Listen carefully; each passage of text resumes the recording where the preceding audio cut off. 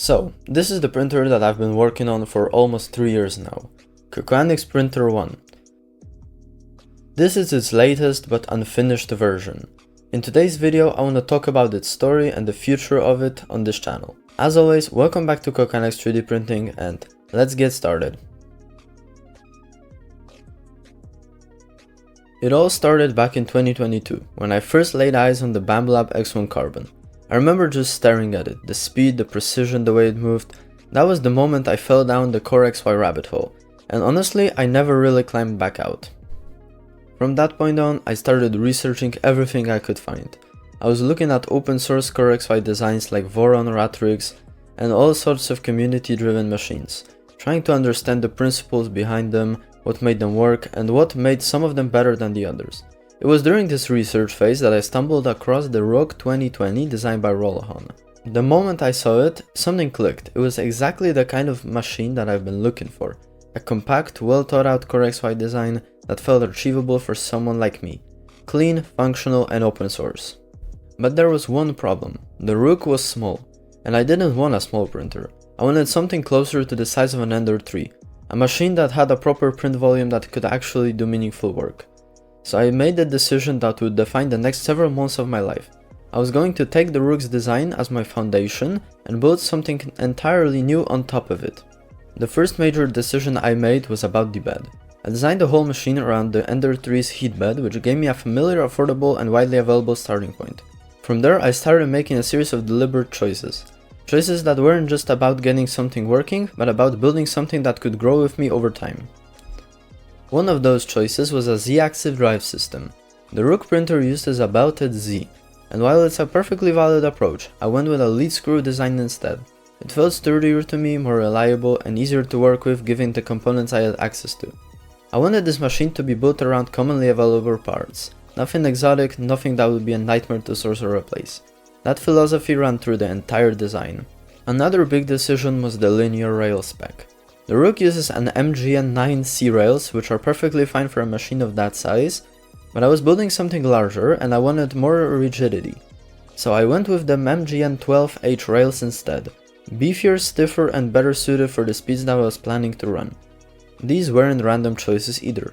I was already thinking ahead to future upgrades, future modifications. I wanted a platform that wouldn't become a bottleneck down the line. I spent 3 months in the design phase. 3 months of CAD work, research, sourcing components, and teaching myself things I had no idea I'd need to know. My CAD skills at the time were, to be honest, not great. I made a lot of mistakes, alignment issues, tolerance errors, things that seemed fine on the screen but caused real problems when I started actually building. The most persistent of those was the extreme Z-axis misalignment that took me quite a long time to track down and fix properly. I only sorted that out recently, which tells you something about how deep some of those early mistakes went. But here's the thing, the V1 was never meant to be perfect. It was flawed, yes, and I knew that even as I was building it. What was it though? Was a foundation, but a starting point that I could learn from, iterate on, and improve over time. And that's exactly what it became. For the electronics and motion system, I landed on a combination that stayed consistent throughout every revision of the printer. The brain of the machine is a Raspberry Pi 3 running Klipper, which handles all the firmware and gives me flexibility and configurability I wanted. The mainboard is a BigTreeTech SKR E3 DIP paired with TMC 2209 stepper drivers for smooth quiet motion. On the toolhead side, I'm running BigTreeTech EBB36 CAN board, which simplifies wiring enormously and opened up a lot of possibilities. The whole thing is powered by a 360 watt power supply, which gives me plenty of headroom. The toolhead itself is a Dragonburner, a design that I've always appreciated for its modularity and community support. Inside it I'm running a Bambulab X1 carbon hotend, which is genuinely one of the best hotends that I've used, and a Sherpa Mini extruder. These components have been rock solid from day one and I've had no reason to change them. Today's video sponsor is PCBWay. If you build things, PCBWay is worth knowing about. They do PCB fabrication, CNC machining, 3D printing, and sheet metal all under one roof, with fast turnaround time and competitive pricing. And if you're new to this and not sure what to order, PCBWay has a shared project section where the community posts open source designs that you can order directly. It's a great way to get your first part made without needing to design anything from scratch. I've used them for my own projects and the quality was amazing. If you're a new user, you will also get a $5 discount on your first order. Make sure to check them out. Links in the description. Now let's get back to the video.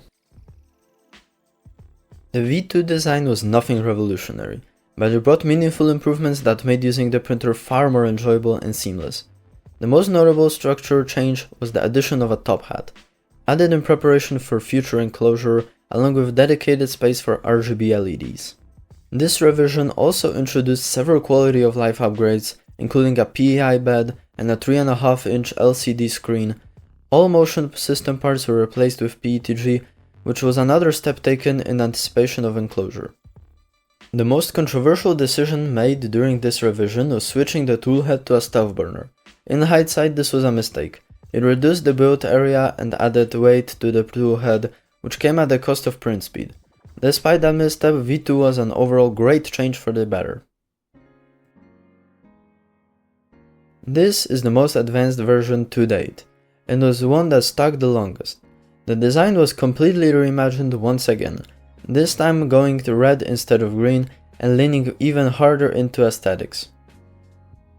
The biggest addition was a full enclosure built from 3mm thick acrylic panels.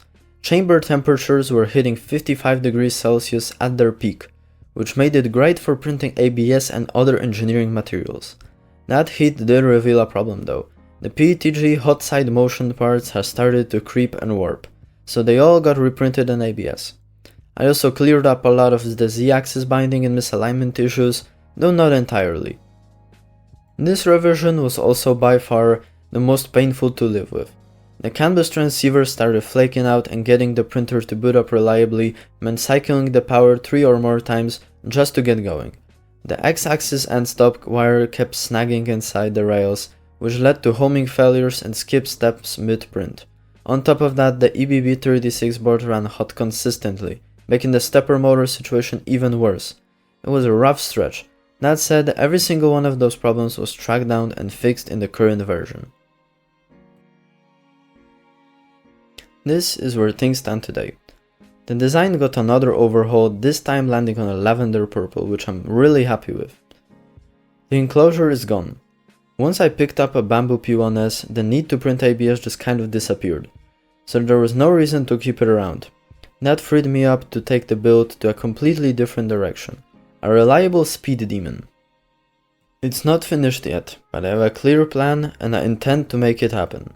The whole journey is being documented on my channel, so if you don't want to miss any of the upgrade videos, make sure you're subscribed. The printer has received quite a few upgrades since. It's now equipped with dual auxiliary fans, a completely different approach to CoreXY belt pathing, and I went back to the original Dragonburner. The Z-axis has finally been fixed as well. It's no longer skewed and doesn't bind anymore.